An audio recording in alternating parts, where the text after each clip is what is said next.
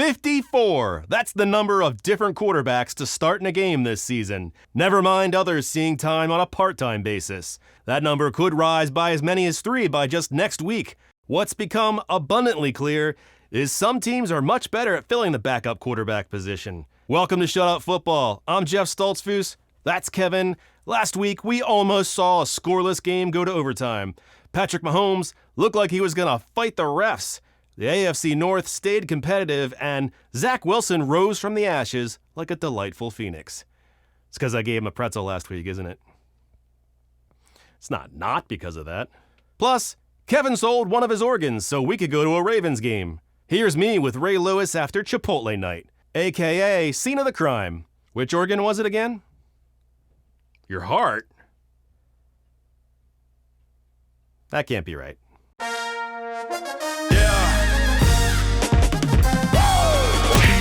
Bailey Zappi versus Mitchell Trubisky is the most Thursday night matchup I can think of. Amazon should have shipped some Prime energy to anyone who dared watch. I'm kidding. I would never drink that.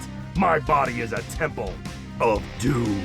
Bailey Zappi is just Mac Jones without the expectations. Yeah, you liked those strained carrots, didn't you? I like them. Trubisky threw an interception, and the crowd started to chant for Mason Rudolph. To do what? Middle-aged Jesus was there. It looked like the resurrection took place in the middle of a Krispy Kreme drive-thru. Miles Killebrew blocked a punt with his throat. How does one practice that? Bill Belichick continued his ruthless campaign against tissues. Don't slap his hand. It's wetter than R. Kelly's bed sheets. That's an entire microbiome you're dragging around now. Like Horton Hears a Who, but all the Who's are riddled with rubella.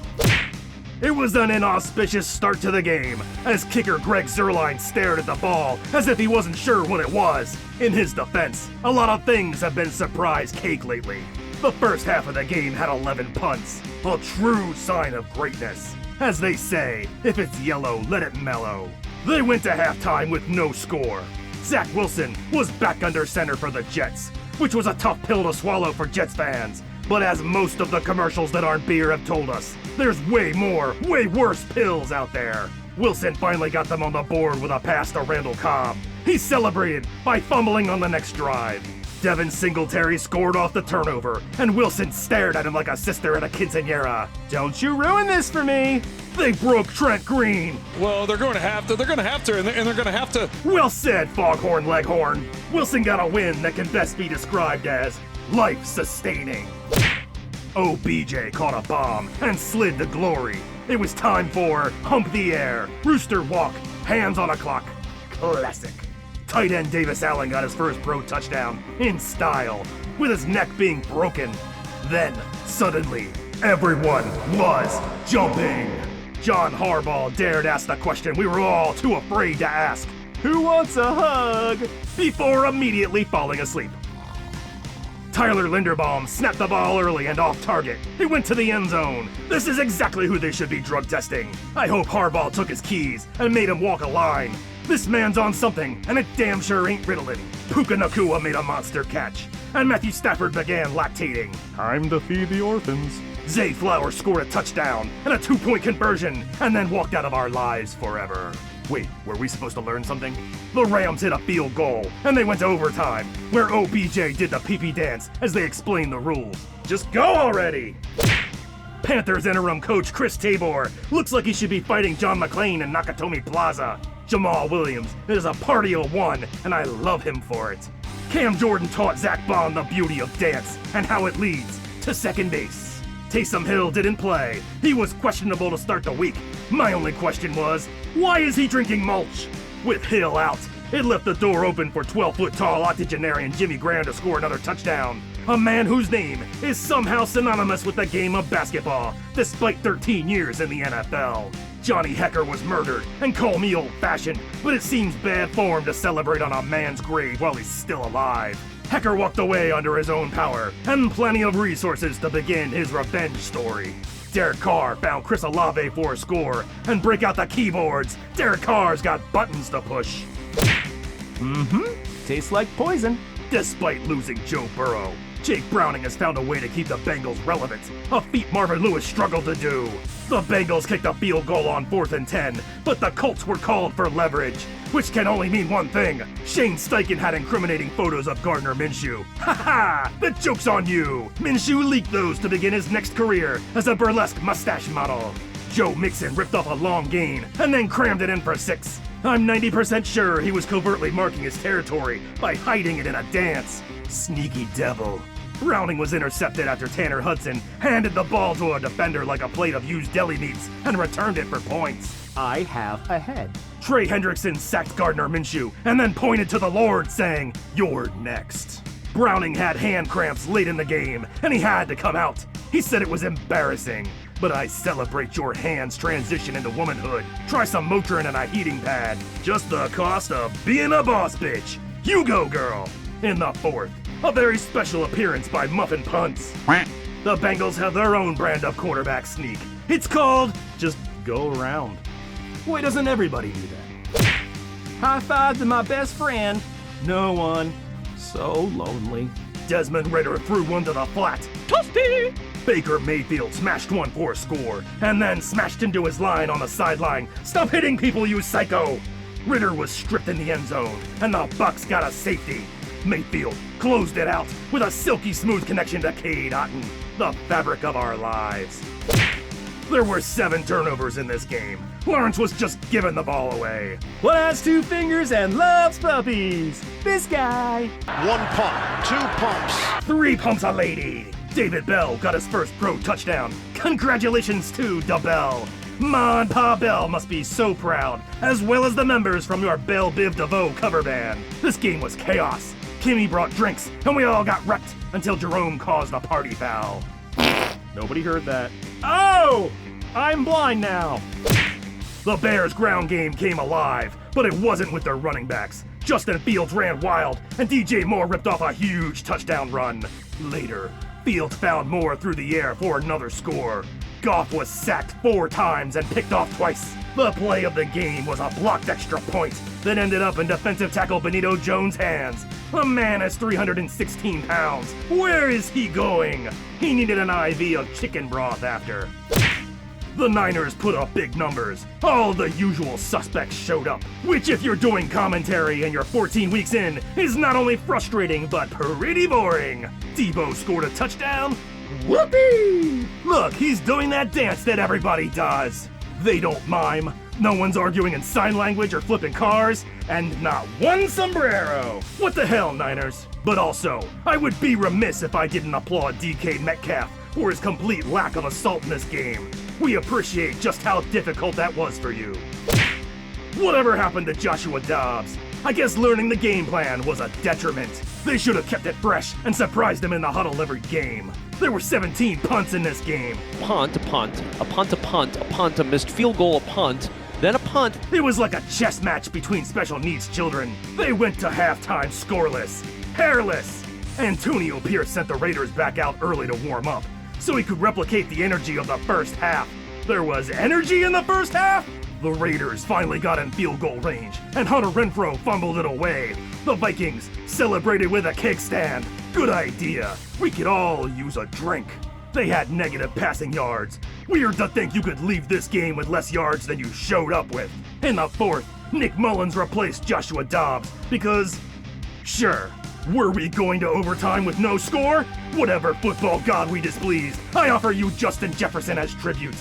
Hey, get back here. With 2 minutes left. Points! Finally! This week, the dumbest interception of the week goes to Justin Herbert, because maybe this is a bad idea. Regret! To make things worse, Justin Herbert left this game after fracturing his second finger this season. A very unfortunate finger bang indeed. Enter Easton Stick, which is exactly what he looks like. Sadly, reporter AJ Ross walked away pregnant by sheer virtue of proximity to Phillip Rivers. His fecundity knows no bounds. Jerry Jeudy is like the Jerry Rice of dropping passes, or the Judge Judy of football. Justin Herbert looked like he was there to rob the sideline. Everybody be cool and give me them balls. Brandon Staley looked as if they're onto him. Trust me, they are. The Chargers really put the loss in Los Angeles. James Cook got free for a big score. Defensive coordinator Steve Spagnuolo looked like he got the wrong lunch order. Pickles? Josh Allen put his team on his back, and then the Chiefs too as he pushed into the end zone. The Chiefs had a big play for the go-ahead touchdown, but Kadarius Toney was lined up offsides, so they called it back. Mahomes went absolutely ballistic at the refs, which looked serious, but I bet it sounded absolutely fucking adorable. You know who the fuck I am? You have no idea what kind of hell I can bring you. Yay! Mahomes told Josh Allen the call was fucking terrible, a slight deviation from the typical "good game, brah." Andy Reid said it was embarrassing for the NFL. Counterpoint: eyes. Maybe just don't line up offsides. The Eagles' defense couldn't stop a yawn. They're contagious. No one knows why. They might as well have brought out one of those injury carts and driven the Cowboys down the field in it. Hurts looked as calm as a Hindu cow as everything burnt to the ground. Meanwhile, the fans saw anger. Look, there he is. Brandon Aubrey was kicking 60-yarders like it was nothing. He used to be a soccer player. Not very patriotic. Was he kicking for the commies? Someone check his cheese. It better be American. Jalen Hurts, A.J. Brown, and Devontae Smith all fumbled in this game. This Christmas, I'm going to buy them all a pair of isotoner gloves, but I'm only going to give them one each, since they clearly don't have two hands, or they would have had them on the goddamn ball. Let's cut to an upskirt shot of Dan Quinn. Tommy DeVito was back, and so was Mom and Dad with their family bookie. There were 2 Monday Night Football games, so ESPN crammed them both into my eye holes at once, with double boxes. No! I did not consent to this. I don't know where to look. What do I do with my hands? Let's check in with Giants offensive coordinator Mike Kafka, who in no way resembles Sam the Eagle. They compared Aaron Rodgers to Jordan Love with a very questionable graphic. Love threw an interception, and Matt LaFleur went cuckoo for Cocoa Puffs. Knock knock, who's there? Muffin punts. Malik Heath made a big grab, and when they called it a touchdown, he took off like he just saw a street magician for the first time. It was another big night for DeVito, who walked away with the win. There, I fixed it. Tua fumbled twice on one play. That's dedication. Commit to the bit. Does every team have their city printed on their butt? I get it. Sometimes I like to write my name on other people's underwear too.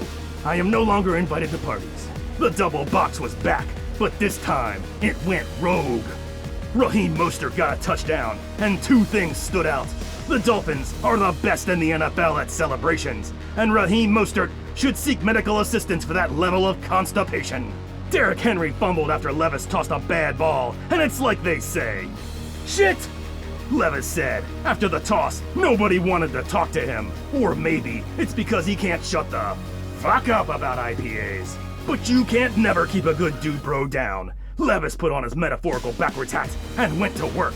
He took him down the field and hit DeAndre Hopkins for a score. Dan Marino watched from the shadows. He lives in the darkened crevices of every lonely corner of Hard Rock Stadium, ready to read fine print. Derrick Henry put him up late. The Titans pulled the upset, and Will Levis began a relentless campaign of high fives. Honestly, it's best to just let him finish. The little guy will tuck her out eventually, and he's earned it.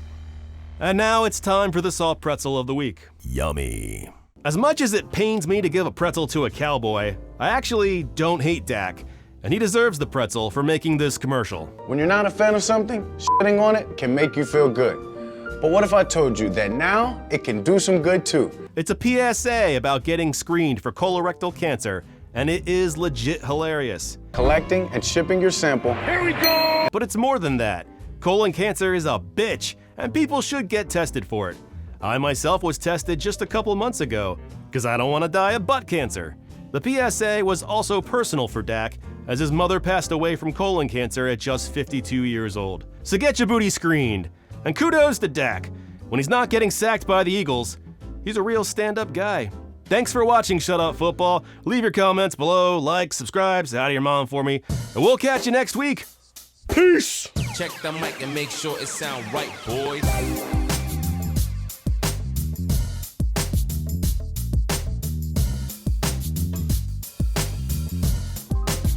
It sound right, boy. Oh, I forgot to give Dak the pretzel. I just kind of said it, I didn't give it to him. What do you think I should do? Why is the pretzel wet? Tastes like poison.